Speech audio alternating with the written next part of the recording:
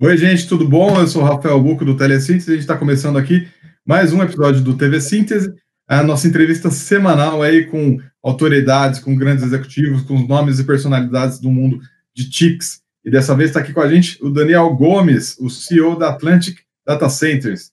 Daniel, tudo bom? Seja bem-vindo. Obrigado pela sua presença aqui no nosso videocast. Tudo bem, Rafael? Obrigado. É um prazer estar aqui no Telesíntese, um portal que eu acompanho há mais de 20 anos aí. Sou super fã de vocês. Mas eu comecei a escrever ontem, eu sou novinho, eu não tenho 20 anos de trabalho não, viu? Pode ficar tranquilo. Eu também não, eu comecei a ler quando eu era criança ainda. Então tá bom. Eu acompanho há muito tempo. Ô, Daniel, eu queria que você me contasse um pouco sobre o empreendimento de vocês. A Atlantic Data Centers é uma empresa nova, uma entrante, se é que eu posso dizer assim, no mercado de data centers, e vocês escolheram o Recife para construir a primeira unidade de vocês. Não sei se todas, mas pelo menos a primeira vai ser lá, né? Então, enfim, conta um pouquinho da história. Como que surgiu a Atlantic Data Centers e por que o Pernambuco, por que Recife? Perfeito, Rafael.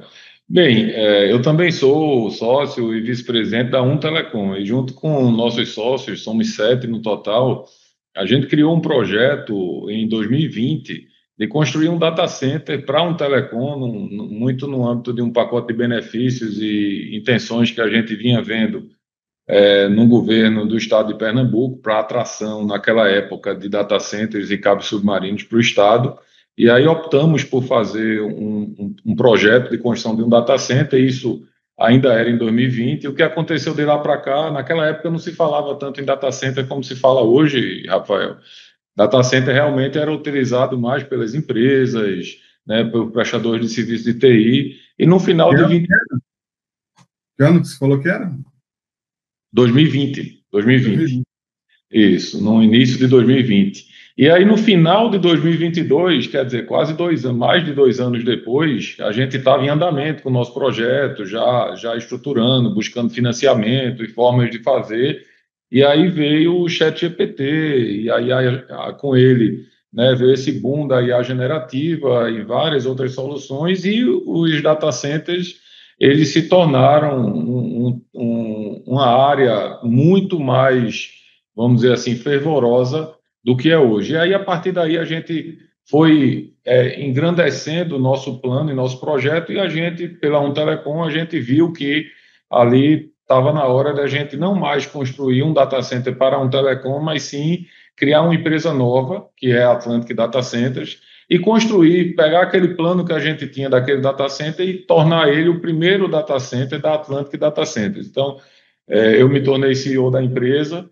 A gente está construindo o Recife 1, é o nosso primeiro data center, aqui em Recife, onde estou nesse momento, e a gente tem plano de construir outros, né? Esclarecendo um pouquinho por que escolhemos aqui Recife, além de tudo isso, né, que eu já falei. A gente tem hoje, Rafael, no Brasil, estima-se que a gente tem em torno de 660 megawatts de carga instalada de energia, né, disponível para data center. Não só disponível sem utilizar, né, mas disponível no sentido de a soma do que é instalado, né, o que está disponível e o que está em uso. E desses 660 megawatts de energia, 85% estão em São Paulo, 10% está no Rio de Janeiro e 3% apenas está no Nordeste, que praticamente tudo é em Fortaleza, ali na Praia do Futuro, em função da chegada dos cabos submarinos. O Nordeste ele tem 57 milhões de pessoas. Aqui em Recife, a gente está no centro geográfico equidistante entre Fortaleza e Salvador, mais ou menos 700 quilômetros de cada um no centro, e em um raio de 800 quilômetros a partir de Recife, a gente atinge 90% dessa população, ou seja, 50 milhões de pessoas num raio de 800 quilômetros e também 90% do PIB da região. Para você ter uma ideia, os 57 milhões de pessoas é equivalente à população da Colômbia, e o PIB do Nordeste é equivalente ao PIB do Chile. Então, a gente tem... Vocês estão no centro aí, digamos, do país, que é o Nordeste, digamos assim, né? Vocês estão no centro e equidistantes, isso significa que a latência, ou enfim, as especificações técnicas do data center são muito convenientes para quem vai oferecer serviços digitais por aí. É isso que você está me falando. É exatamente isso. Num raio de 800 quilômetros, em latência, transformando os quilômetros para latência, a gente tem no máximo 12 milissegundos de latência. Então, significa que de Recife, do data center que a gente está construindo, para no máximo 12 milissegundos de latência, eu tenho 50 milhões de pessoas. Isso é muita coisa para uma Big Tech, por exemplo, que queira colocar um ambiente aqui para dar mais performance para 50 milhões de pessoas, para empresas que estão aqui, empresas de tecnologia que querem fornecer serviços numa experiência melhor para empresas aqui da região. E aqui no Nordeste também é onde gera a maior parte da energia renovável do país, principalmente eólica e solar, né? Da maior parte da energia eólica e solar. Então, por exemplo, da energia eólica, 90% da energia eólica que tem no Brasil é gerada aqui no Nordeste, e é a região que neste momento tem sobra de energia, o que parece bom, mas também não é bom para o cenário geral da energia no país, porque as empresas de energia, algumas estão passando por dificuldade, porque a energia está sobrando e não está sendo consumida, e aí ela fica mais difícil de fechar a conta. Então, você falou que era 3%, né? Que tem 3% de energia aí no Nordeste só, disponível ou em uso para data center. Vocês tem data center concorrente aí na região, em Pernambuco? Não tem nenhum data center. É o primeiro do estado também, não só do Recife, mas do estado. Os outros data centers que tiver ou estão em Salvador ou estão em Fortaleza, pelo que eu estou entendendo. Basicamente, nesse estilo de data center que a gente está construindo, que é um data center de colocation, para fornecer serviços para outros, de forma escalável, com certificações de qualidade, só existe em Fortaleza hoje, no Nordeste. E aí, essa energia quanto que existe de energia sobressalente para o Nordeste? Só para eu ter uma noção do quanto que o seu data center pretende consumir, por exemplo. Vocês vão ser um data center para hyperscale, para IA, vocês vão ser um giga data center que consome gigawatt. Quais são as dimensões desse projeto? Vamos lá, deixa eu só dar um passo para trás. Quando eu falei em 3% de energia, eu estou falando 3% dos data centers, né, da energia de data center, energia útil, carga útil para a tecnologia. No Nordeste, Rafael, eu não tenho o número exato que tem livre de energia, mas para você ter uma ideia, só aqui em Pernambuco tem uma subestação que tem 3 gigawatts de energia disponível para novas cargas. É uma subestação que está na região portuária aqui. Não é a região que a gente está construindo, na região que a gente está construindo tem uma subestação nova. Literalmente está sobrando 3 gigawatts, é isso? Está sobrando, é isso aí, está sobrando, perfeito. Na região que a gente está construindo, que é dentro de Recife, na região, no município de Recife, tem uma subestação próxima que tem quase 100 megawatts de energia. O nosso data center, ele vai chegar, ao longo de 3 fases, ele vai chegar em 6 megawatts de carga crítica de TI. Quando a gente fala em 6 megawatts de carga crítica de TI, eu estou demandando do sistema de energia mais ou menos o dobro disso. Então, eu estou falando aí de 10 a 12 megawatts que eu estou demandando do sistema. Veja, não é um data center hyperscale, por enquanto é um data center edge e retail, né, um data center de varejo. Pernambuco, embora tenha energia e tenha uma localização super privilegiada, ainda não é um polo de data centers, né? Não é como São Paulo, nem como Rio, nem como Fortaleza. Então, a gente aqui está criando a oferta para que a demanda venha, e por isso que o nosso projeto é escalar, para que a gente possa, ao longo das próximas fases, ir crescendo, e aí sim, no futuro, eventualmente, quando tiver mais conectividade aqui, cabos submarinos e etc., a gente conseguir transformar não só a Atlantic, como outros players também que venham para cá e que participem desse ecossistema, eles transformem aqui a cidade e o estado num polo de data centers hyperscale também. E qual que é o status atual? Vocês já lançaram a pedra fundamental? Já está com as paredes erguidas? Como é que está o andamento das obras? Perfeito. Nesse momento, a gente está com 50% da construção, a gente já passou por várias etapas, como eu falei, a gente começou esse plano em 2020, então a gente passou por várias etapas de visitar vários data centers, a gente é muito grato, inclusive, a algumas empresas do mercado que a gente visitou, não existe um livro, né, como você constrói data centers, então realmente é muito baseado na experiência dos outros para que você faça o melhor projeto. Então, a gente passou por toda a fase de projeto, de aquisição de terreno, concorrência, Temos, nesse momento, uma construtora construindo o projeto inteiro para a gente, está em 50%. A gente está construindo desde outubro de 2024 e a gente pretende começar a nossa operação em março de 2026, ou seja, daqui a 7 meses, mais ou menos. Alguma coisa foi mais difícil? Teve algum desafio adicional? Licenciamento? Convencer a prefeitura a respeito da localização? Convencer o poder público sobre a importância da chegada das redes e de como essas redes são críticas e, portanto, elas têm que ser muito, como é que eu vou dizer assim, resilientes, enfim, não pode correr risco de vir uma escavadeira de gás e escavar a rede.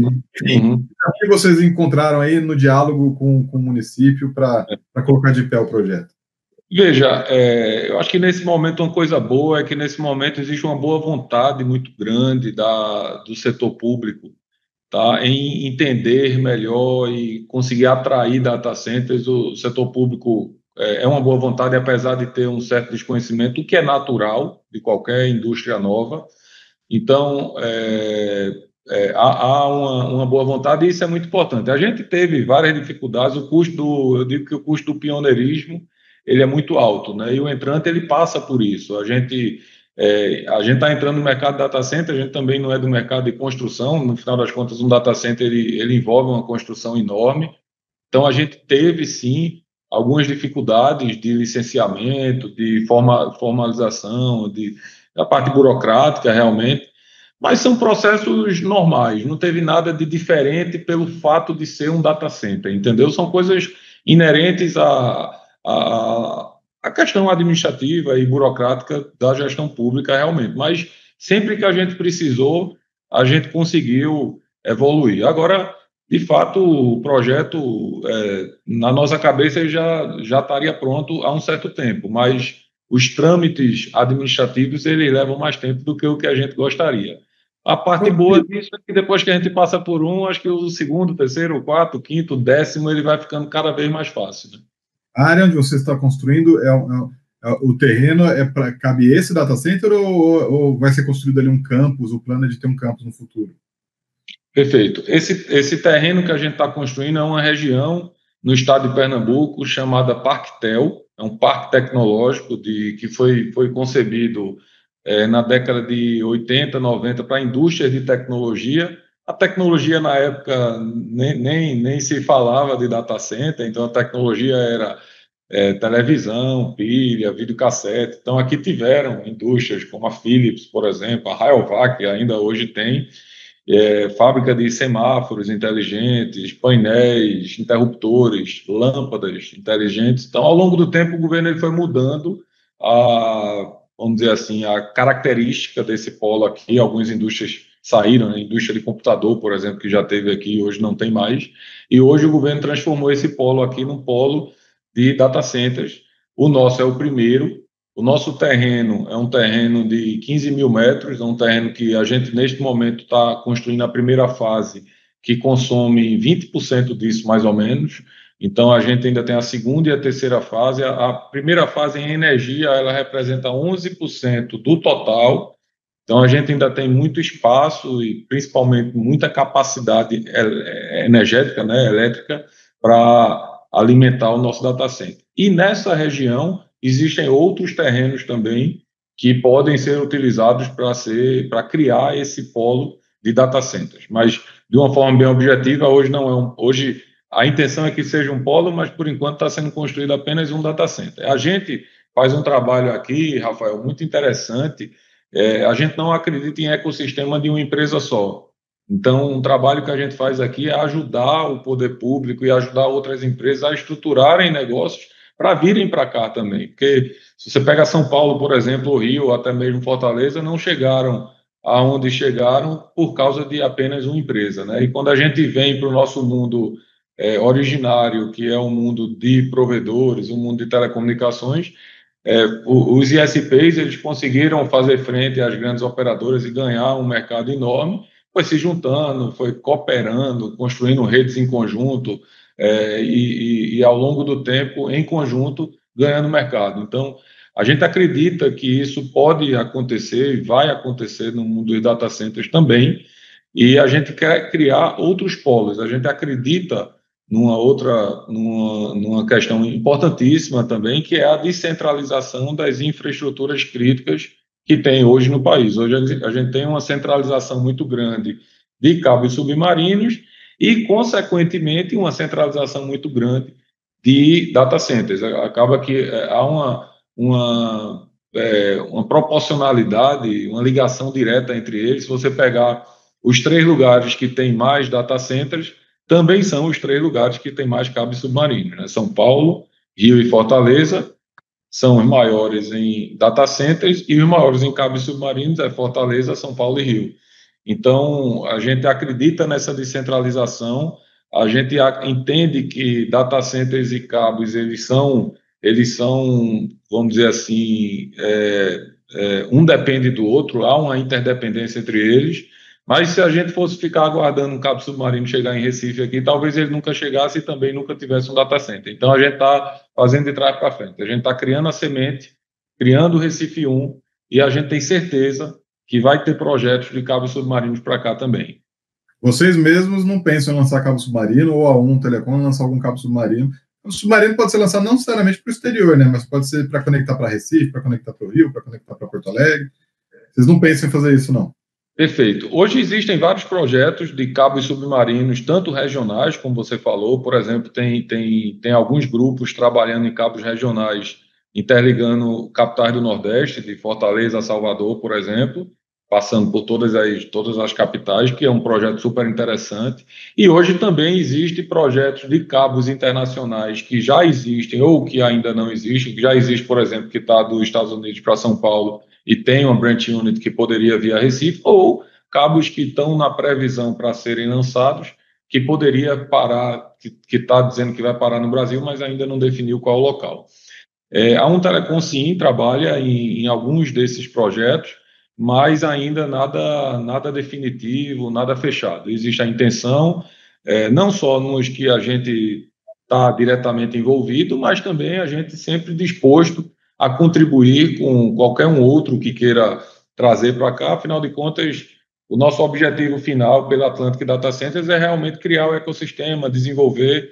Então, seja através da Telecom, seja através de outro grupo, a gente sempre vai estar disponível para ajudar. Agora, hoje o mercado de cabo submarino é um mercado que a viabilidade financeira dele, o mercado de telecom de forma geral, mas principalmente o mercado de cabos submarinos, a viabilidade ela é um desafio. Então, a gente acredita e a gente defende também que o poder público ele poderia ou deveria dar uma ajuda nisso, da mesma forma que fez, por exemplo, projeto de cabo no norte, no Rio Amazonas, né, o Norte Conectado. A gente acredita que poderia ter um projeto desse aqui no Nordeste também, por exemplo, ou em outros cantos do país, né? Afinal de contas, no final, isso é desenvolvimento. A gente, para poder participar de todo esse engajamento e esse momento, essa oportunidade futura que tem do setor de data centers, tem que ter a conectividade.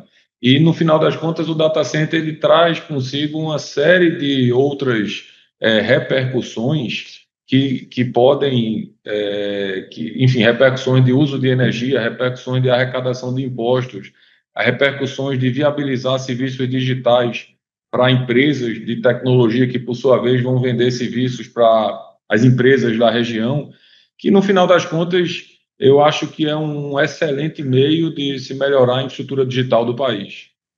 E aí, Daniel, não tem o cabo submarino chegando aí, está em estudo e vocês, pelo que eu entendi, estão negociando aí com várias agentes ou donos de cabo submarino para criar um ramal aí para Recife, né? Enquanto não tem esse ramal, obviamente vocês não vão deixar de lançar o data center de vocês. Aí como é que vocês estão fazendo para criar para ele ter uma conectividade plena com toda a rede nacional de telecomunicações?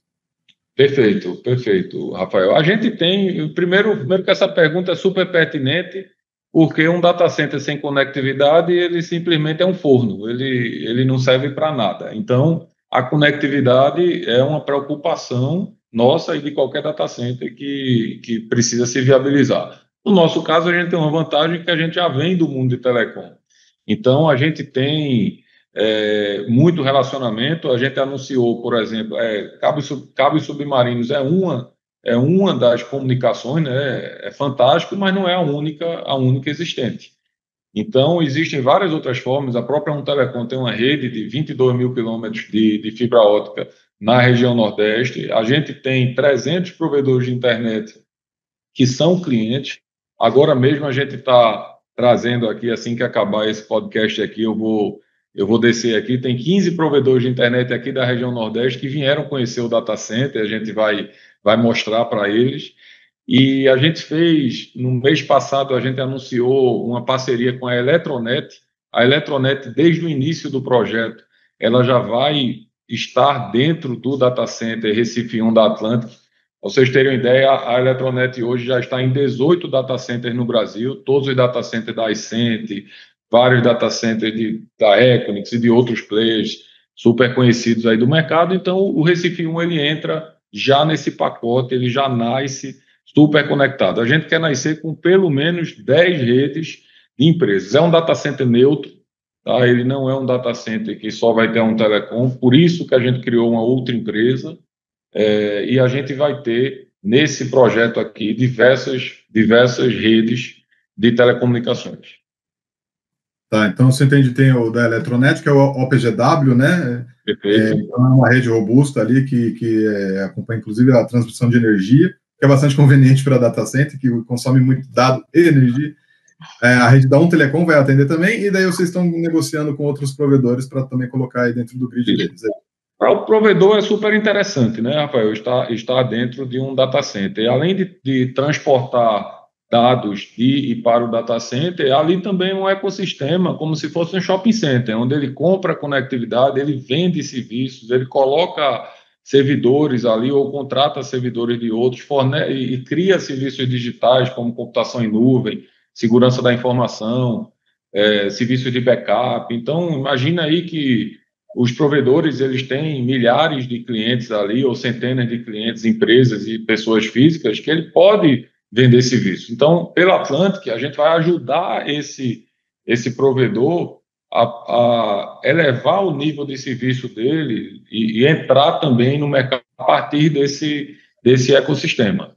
Então, um parceiro de telecomunicações para a Atlantic, ele não é um mero parceiro de conectividade, pelo contrário, a Atlantic para ele vai ser uma forma dele elevar e melhorar a prestação de serviço dele, fornecendo mais serviços e ganhando mais dinheiro. E, Daniel, você pode falar qual que é o custo desse empreendimento ao todo? Uhum. Sim, a gente tem, no Recife 1, a gente desenvolveu um projeto em 3 fases. A primeira fase tem mais ou menos 1 mega de energia, a segunda e a terceira fase vão adicionar a um total de 6 megawatts de energia. Na primeira fase, a gente está investindo 50 milhões de reais e ao longo das próximas 2 fases, o valor total de investimento previsto são 300 milhões de reais. E quem são os investidores desse projeto? É só a Telecom ou tem mais gente nesse...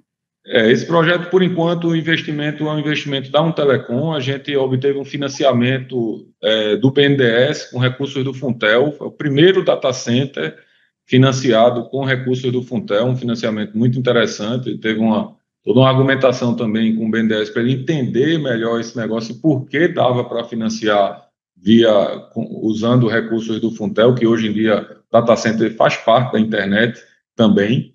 Então, dos 50 milhões, o BNDES está financiando 41 milhões de reais. E o restante é recursos de Telecom direto.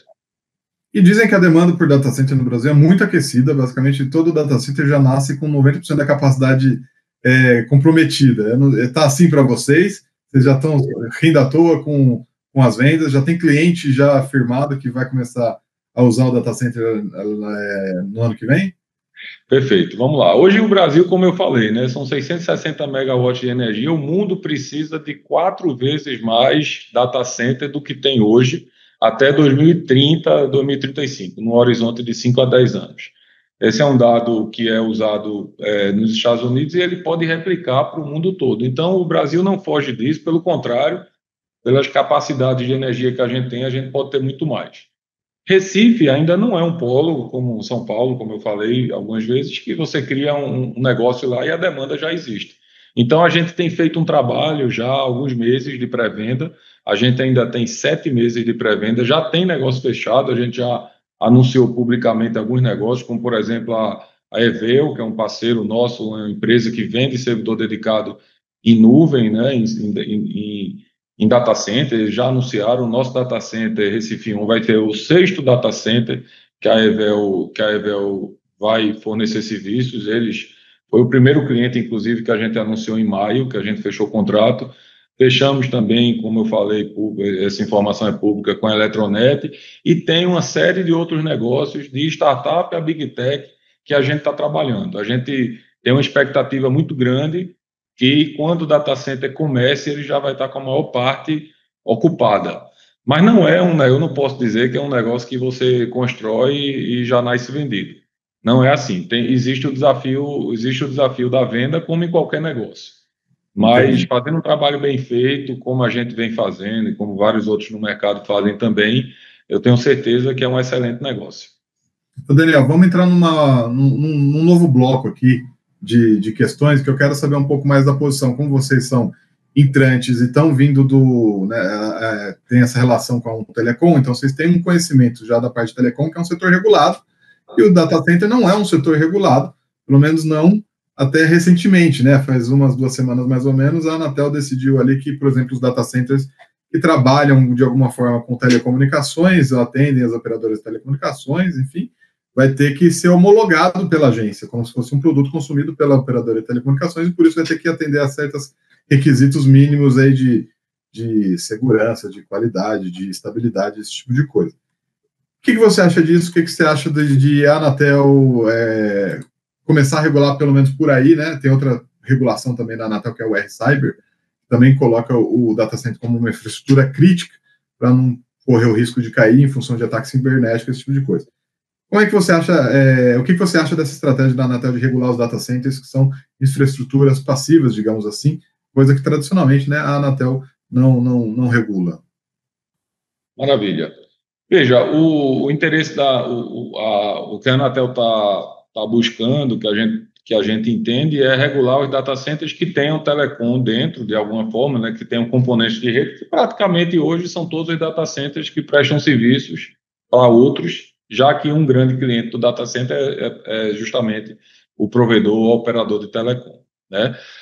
Eu acho que não é uma coisa comum, já que em outros países não é um mercado regulado, mas eu não enxergo com maus olhos, pelo contrário, eu acho que a Anatel tem um quadro super capacitado e competente, técnico, ela pode ter uma contribuição muito importante no mercado, desde que escute o mercado, entenda melhor, escute as empresas, embora seja um mercado coligado com telecomunicações, não é o mesmo mercado e nem são as mesmas empresas. Então, são características diferentes. E aí, Rafael, a gente está num momento aqui, vamos dizer que estamos num ponto de inflexão, que com a questão da IA tem uma demanda muito grande por data centers. Então, os países, nesse momento, eles estão se colocando como grandes, vamos dizer assim,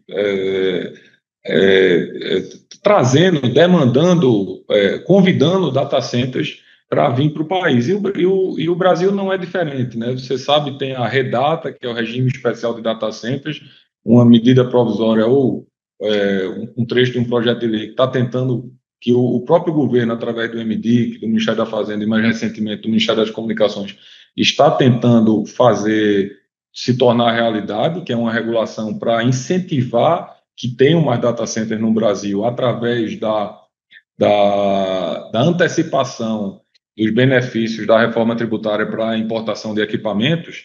E eu acho que a Anatel, e esse negócio está um pouco. Teve um anúncio do ministro Haddad no começo do ano em Palo Alto, na Califórnia, para que teria, e depois parou esse assunto, veio o tarifaço, e esse assunto ficou um pouco em segundo plano, mas de repente a Anatel pode organizar melhor esse cenário para que isso efetivamente ande em frente, com segurança, né, de uma forma previsível, e que o cliente, que no final das contas, quase 70% dos data centers do mundo são utilizados pelas Big Techs, então de uma forma que o cliente se sente seguro, entendeu? Então eu acho que qualquer regulação, se ela vier para que dê segurança, dê previsibilidade ao setor, e que seja de uma forma clara, eu acho que é super positiva, e eu acho que a Anatel ela tem super capacidade de fazer isso. Mas eu tenho uma dúvida que é, afinal, o que é o telecom dentro do data center? Porque tudo, né? Não é por exemplo, o data center do WhatsApp é um data center de telecom ou não é? Esse que eu não sei. O data center que tem o core da rede, para mim, é evidente, isso é bastante claro, né? Que ele tem que ser realmente. Mas e o que presta esses serviços que são adicionais ali, que estão por cima da camada de telecom também são? No fim, tudo é data center de telecom, né? Pois é, você veja que essa pergunta eu não tenho essa resposta, porque quem tem que dar essa resposta, na verdade, é o regulador, né? É a Anatel. Então, mas você veja que talvez essa seja a primeira pergunta, né? A primeira pergunta a ser feita a partir da regulação que a Anatel tem a intenção e está fazendo, né? Que já começou a fazer. Então, por isso que é importante que a zona cinzenta ela esteja mais clara para que a gente saiba exatamente o que está sendo regulado e quais são as regras.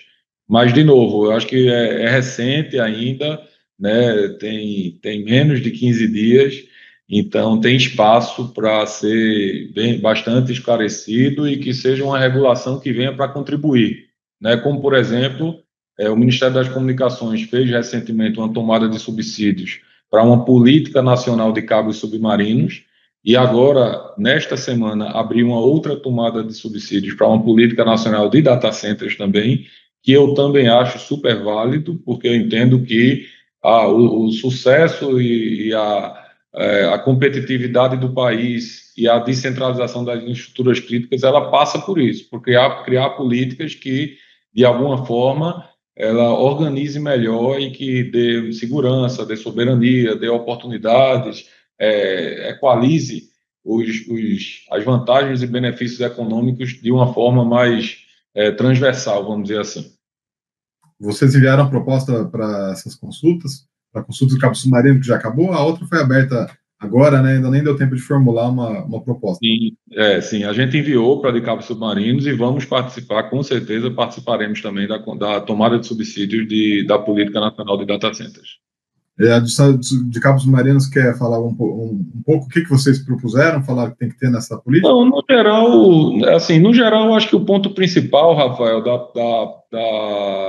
que a gente entende e o que a gente defende é que haja, de alguma forma, incentivos para que haja uma descentralização. A centralização de cabos submarinos que tem hoje no Brasil, eu entendo que ela não é boa para ninguém, nem mesmo para o local que tem aquela concentração toda de cabos, entendeu? Embora alguns possam enxergar diferente.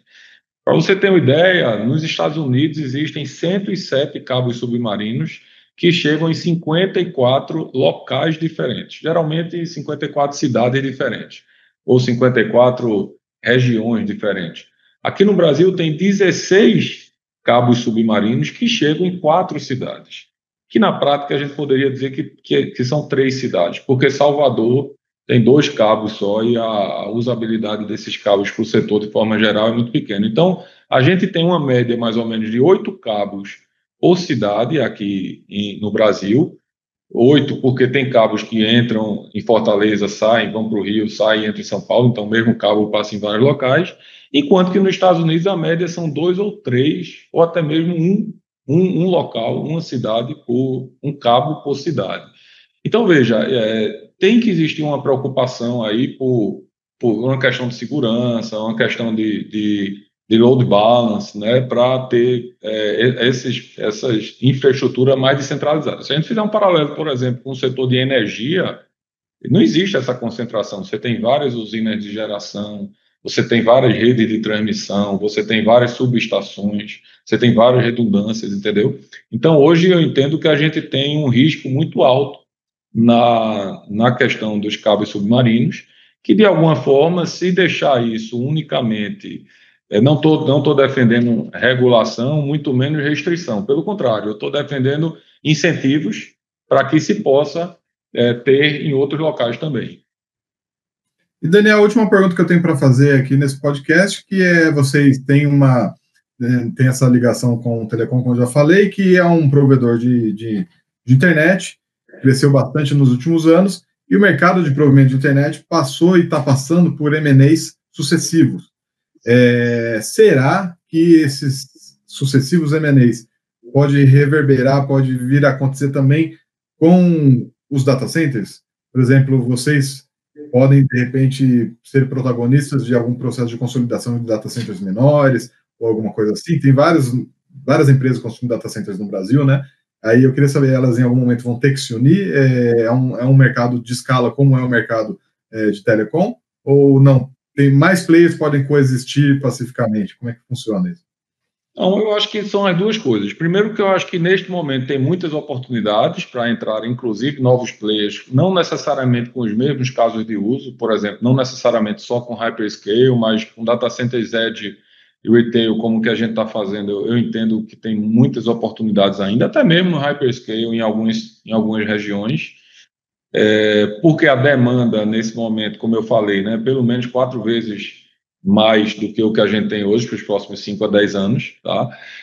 Mas eu também entendo que sim, já é um mercado hoje, já tiveram, você pegar, por exemplo, o Pátria no passado criou a Data e saiu do mercado, vendeu, e agora ele já anunciou, mais uma vez, que está criando a Omni, aí entrando novamente no mercado, né? Assim como o Pátria tem outros também, a Elea é o resultado de um M&A também, algumas operações que eles foram fazendo. A Equinix, quando entrou no Brasil, também foi comprando a Log, enfim, no passado teve Ponto Condomínio, enfim, tiveram várias operações já no Brasil.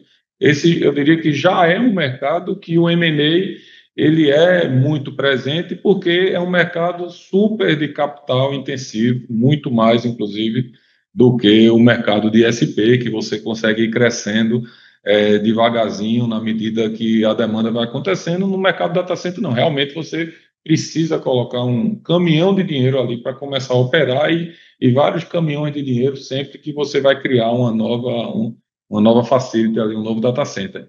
Então, sim, eu acredito sim que com certeza já é e vai continuar sendo um mercado que o M&A vai estar sempre presente e fervendo. Perfeito. Daniel, obrigado pela sua presença aqui, foi bastante esclarecedor, enriquecedor, entendi bastante mais sobre o mercado de data center, essas empresas outras que você mencionou, todas elas, inclusive vocês, né, vão estar no nosso evento que a gente vai estar organizando dia 26 de agosto, sobre data centers, o TS Data Center AI and Cloud Summit, o nome é comprido, mas a gente vai reunir todo o mercado de data center, está muito legal, todas as autoridades vão estar lá, quem entende do assunto, para falar um pouco do data center. Você que está nos assistindo está mais convidado. E, Daniel Gomes, esperamos vocês lá, vocês do Data Center da Atlantic, eu não consigo falar Atlantic, eu falo Atlantic, perdão, da Atlantic, lá para a gente conversar um pouco mais. Tá bom? Obrigado. Muito bom, obrigado, ótimo evento, estaremos lá no evento de vocês, parabéns pela organização e não só vocês, como qualquer telespectador do podcast, já está desde já convidado para vir aqui para Recife, conhecer a nossa primeira operação, que é o Recife 1, seja na obra, seja a partir do momento que ele já estiver inaugurado e também nos dois em ambos, tá? Somos super abertos a receber e explicar, independente de qualquer coisa, o que a gente está fazendo aqui. Perfeito, tá bom. Obrigado, gente. Até a próxima. Um abraço.